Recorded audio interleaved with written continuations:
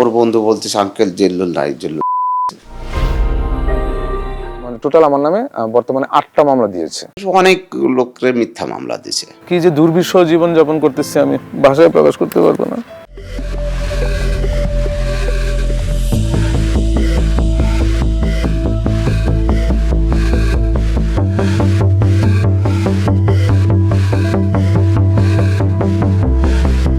জুলাই আন্দোলনের সময় পুলিশের হন ঢাকা ইম্পেরিয়াল কলেজের শিক্ষার্থী শেখ জিল্লুর।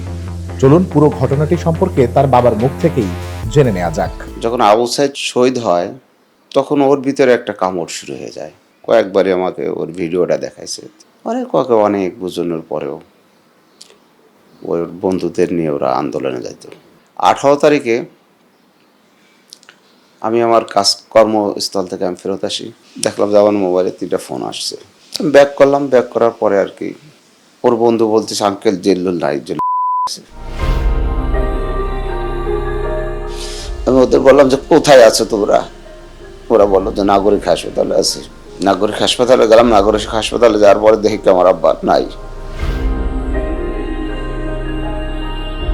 জিল্লুর হত্যাকাণ্ডের 19 দিন পর শেষ হয় জুলাই আন্দোলন। এরপর কেটে গেছে 1.5 বছর, কিন্তু ছেলে বিচার চেয়ে দোষীদের বিরুদ্ধে এখনো কোনো মামলা দায়ের করতে পারেনি বাবা হাসান শেখ। কিন্তু এর পেছনের রহস্যটা কি? কি বিচার হবে? মামলা হয়েছে, অন্য আরেকজনে করছে। আমরা করতে গেলে পরে বললো যে এটা মামলা হয়ে গেছে। যে মামলা করছে উনি কি আপনাদের কোনো আত্মীয় স্বজন? না, আমরা চিনি না। অর্থাৎ জিল্লুর নিহতের ঘটনায় পরিবারের কেউ নয়, মামলা করেছেন ভিন্ন এক ব্যক্তি। এখন প্রশ্ন হচ্ছে, এই মামলার বাদীকে, তার অবস্থানই বা কোথায়? মামলা পিবিআইতে গেছে। পিবিআইয়ের যে দারোগা, তার সাথে কথা বললাম। সে বলল যে আমরা খুঁজতেছি, পাচ্ছি না তারে। হাসান শেখের দাবি, ভুয়াবাদীর করা মামলাটিতে আসামি করা হয়েছে অনেক নিরপরাধ মানুষকেও। ইতোমধ্যে বিষয়টি তদন্তকারী সংস্থাকেও অবহিত করা হয়েছে। অনেক লোকের মিথ্যা মামলা দিছে। আমি পিবিআইয়ের দারোগারেও বলছি, এডিসি ছিল তাকে আমি বলছি মিথ্যে মামলা যারা পড়ছে তাদের উদ্ধার করেন, কারণ যারা তাদের নামে মামলা হয় না। এখন প্রশ্ন উঠতেই পারে, শহীদের রক্তে রঞ্জিত যে বিচার, সেটা কিভাবে পরিণত হলো মামলা বাণিজ্যে? কারা সে অদৃশ্য খেলোয়াড় যারা নিরপরাধ মানুষকে জড়াচ্ছে হত্যার মামলায়? এসব রহস্য উন্মোচনে জুলাই হত্যাকাণ্ডের কয়েকটি মামলার উপর অনুসন্ধানে আলো ফেলবে টিম আন্ডারকভার। অনুসন্ধানের শুরুতেই একটি মামলা নজরে আসে। চাঞ্চল্যকর একটি হত্যা মামলার আসামির সঙ্গে কথা বলতে কুমিল্লা জেলায় অনুসন্ধানী টিমের সদস্যরা।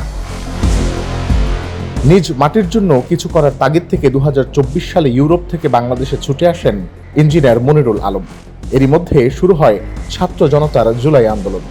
ছাত্রদের সহায়তা দিতে আন্দোলনে সক্রিয়ভাবে যুক্ত হন তিনি। কিন্তু কথায় আছে, অভাগা যেদিকে যায় সাগর শুকিয়ে যায়। আমি বৈষম্য বিরোধী আন্দোলনের ছাত্র জনতার পক্ষে থেকে যখন আমি আন্দোলন করেছি, তৎকালীন সময় আমার নামে 2টা মামলা হয়েছিল।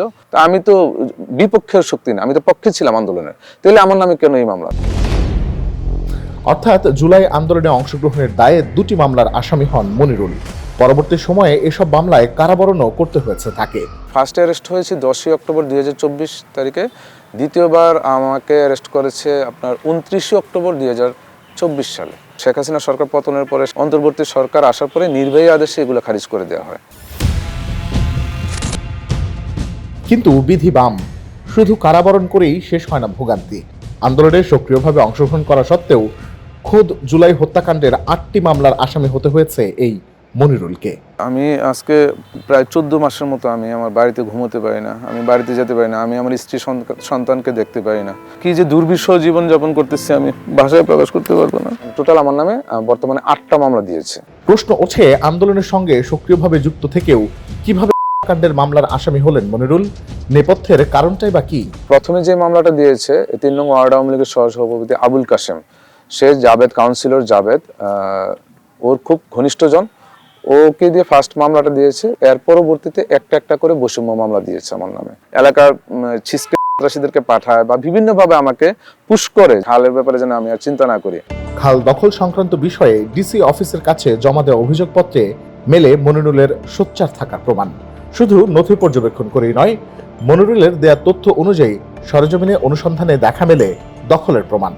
দর্শক, পাখির চোখে দেখে নিন কতটা সুনিপুণভাবে দখল করা হয়েছে সরকারি খাল।